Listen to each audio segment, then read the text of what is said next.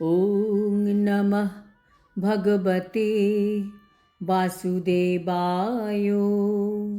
শ্রীমদ্ ভগবদ গীতা চতুর্দশ অধ্যায় গুণত্রয় বিভাগ যোগ।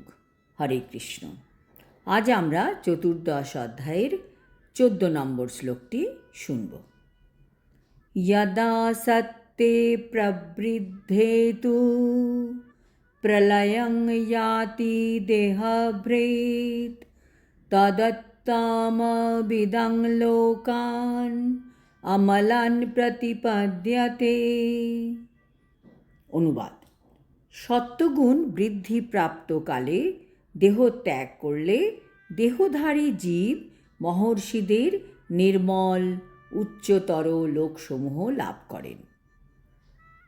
তাৎপর্য: তাহলে ভগবান বলছেন, যদি মৃত্যুর সময় সত্যগুণ বেশি থাকে তখন মানুষ ঊর্ধ্বলোকে যেতে সক্ষম হয়, যেমন স্বর্গলোক বা তারও উপরে মহর্লোক, জনলোক, তপলোক, সত্যলোক, যেখানে মহান ঋষিরা থাকেন বা দৈবগুণ সম্পন্ন ব্যক্তিরা থাকেন, সেখানে এই অধিক সত্যগুণ সম্পন্ন ব্যক্তিরা যান। সেখানে তারা তাদের কৃতকর্ম অনুযায়ী সুখ ভোগ করেন এবং তার সুখের কোটা পূর্ণ হলে সে আবার এই পৃথিবীতে পুনর্জন্ম লাভ করে। তাহলে দেখা যাচ্ছে সত্যগুণে তারা পৃথিবীতেও সুখ ভোগ করছে, আবার মৃত্যুর পরেও সুখ লাভ করছে, কিন্তু তারা বন্ধনমুক্ত হতে পারে না। তাদের আবার জন্মাতে হবে, আবার তারা জড় বন্ধনে আবদ্ধ হবে, আবার দুঃখ কষ্ট ভোগ করতে হবে। এই শ্লোকের তাৎপর্যে শ্রীল প্রভুপাদ বলেছেন, সাত্ত্বিক মানুষেরা ব্রহ্মলোক বা জনলোক এইসব উচ্চতর গ্রহলোকে গমন করেন এবং সেখানে দৈব সুখ উপভোগ করেন। এখানে অমলান কথাটি অত্যন্ত তাৎপর্যপূর্ণ।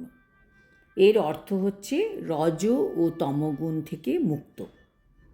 জড়জগৎ কলুষিত, কিন্তু সত্যগুণ জড়জগতের সবচেয়ে নিষ্কলুষ অবস্থা। বিভিন্ন জীবের জন্য বিভিন্ন রকমের গ্রহলোক আছে। সত্যগুণে যাদের মৃত্যু হয় তারা মহর্ষি ও মহান ভক্তদের বসতি স্বরূপ উচ্চতর লোকে উন্নীত হন। আজ এই পর্যন্ত। পরের শ্লোকে আমরা জানব, যখন আমাদের মধ্যে রজগুণ বেশি থাকবে এবং যখন তমগুণ বেশি থাকবে, তখন যদি আমাদের মৃত্যু হয়, সেই পরিস্থিতিতে আমাদের কি গতি হবে। হরি ওম তৎসৎ।